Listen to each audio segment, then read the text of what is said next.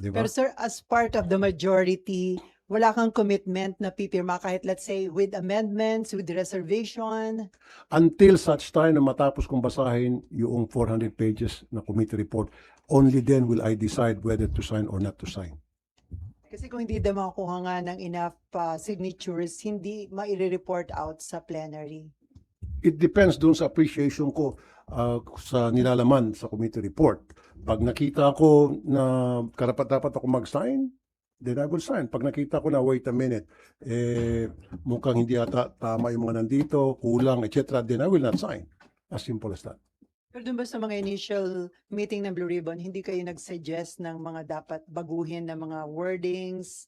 Kasi, No, I never do that ever. Maski na sa mga ibang committee, hindi po ako nagsasuggest ng mga wordings.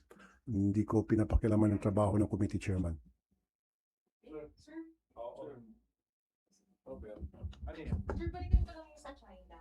Bali, sir, do you think kailangan na pong mag-intervene ng Malacanang? Kasi aside from the resolution issue, meron din pong issue sa persona non grata between the Kalayaan Islands officials and dun sa Chinese ambassador. So do you think kailangan na mag-intervene ng executive aside from the DFA, yung Malacanang Palace itself?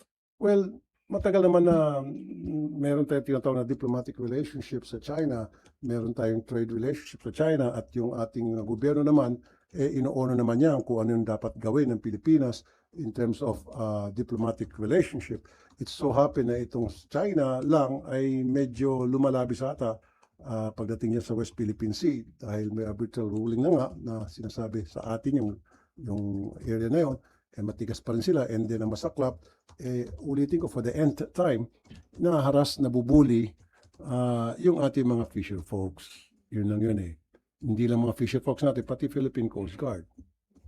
And remember, the Philippine Coast Guard represents the Filipino people as a whole, bukod pa sa mga fisher folks.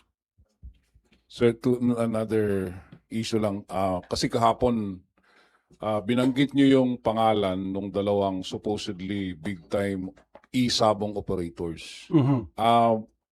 May plano ba kayo na sila ipatawag, itong si Mr. Pineda and then yung ginoong Bernos na supposedly taga-Abra?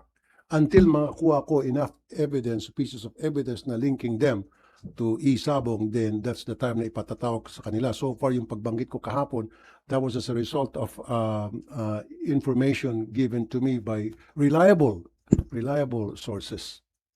So kaya nabanggit kanina. That's true, barbero yun talaga. Yung barbero ko magaling sa intel yun.